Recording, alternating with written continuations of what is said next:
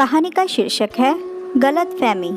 उसकी गोद में खूबसूरत हैंडराइटिंग में लिखा पत्र खुला पड़ा था, जिसे वो 1 घंटे में कम से कम 20 बार पढ़ चुकी थी। उसकी पलकों की लंबी खूबसूरत बरौनियाँ आंसुओं से तर थी, पर पुतलियाँ थी कि उस कागज़ के टुकड़े से हटने का नाम ही नहीं ले रही थी। मात्र एक गलतफहमी ने क्या से क्या कर दिया था। उसे याद आ रहा था विशेष का कितनी बार दोहराया हुआ एक वाक्य, दीपिका, जो सामने होता है वो कभी कभी सच नहीं होता। पर तब उसे कहाँ समझ में आया था। उस दिन वो अचानक ही सरप्राइज़ देने के उद्देश्य से जब खुशी खुशी विशेष के ऑफिस पहुंची, तो वो अपने सेक्रेटरी सीमा के साथ बाहर निकल रहा था। सीमा के कंधे पर उसका हाथ था। दीपिका लपक कर ओट में हो गई ताकि विशेष की उस पर नज़र न पड़े। पर घर लौटते ही उसने फैसला कर लिया था और विशेष के आने से पहले ही वो आगरा अपने मायके जाने वाली ट्रेन में थी। विशेष ने फ़ोन से उसको समझाने की बहुत कोशिश की। वो खुद आगरा गया, पर दीपिका ये मानने को तैयार ही नहीं थी कि ये सिर्फ किसी सहानुभूति के तौर पर था।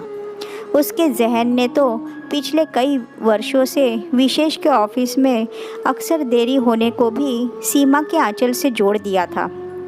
क्रोध और हताशा में उसने तलाक की अर्जी दे दी और फिर बिना किसी प्रतिरोध के विशेष ने तलाक की मंजूरी दे दी।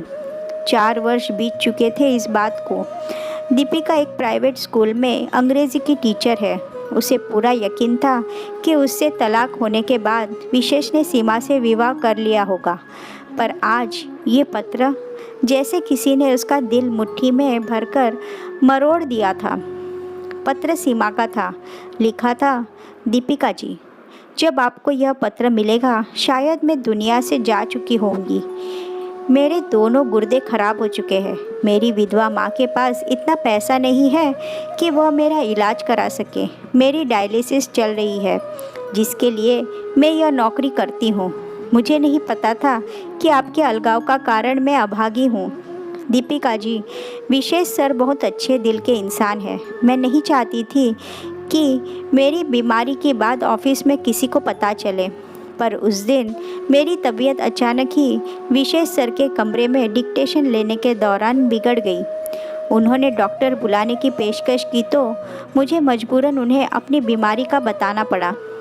फिर वो मुझे सहारा देकर सीधे अस्पताल ले गए और शायद उसी वक्त आप अंदर आई और गलतफहमी की शिकार हो गई। उस दिन के बाद मैं ऑफिस नहीं जा पाई क्योंकि मेरी हालत बिगड़ती जा रही है।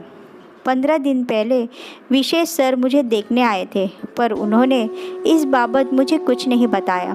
कल मेरे एक कलीग ने मुझे बताया कि आप उनसे रूठकर चली गई है और उसका कारण मैं हूँ।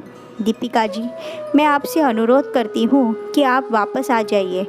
मैं कभी भी इस दुनिया से जा सकती हूँ, पर चाहती हूँ एक बार आपको विशेष सर के साथ देख लूँ। क्या आप मेरी यह अंतिम इच्छा पूरी करेंगी? सीमा पत्र की तारीख 3 वर्ष पुरानी थी, पर उसके साथ ही नत्थी किया हुआ ताज़ा तारीख में एक पत्र और था जो सीमा की माँ ने लिखा था। बेटी, सीमा की अलमारी साफ करते हुए मुझे आज ही ये पत्र मिला। शायद बीमारी में वो पोस्ट नहीं करवा पाई। उसकी अंतिम इच्छा का मान रखने के लिए मैं ये पत्र तुम्हें भेज रही हूँ। तुम्हारा पता मुझे विशेष सर से मिला है। पता चला है कि वो आज भी अकेले हैं। एक दुखी माँ।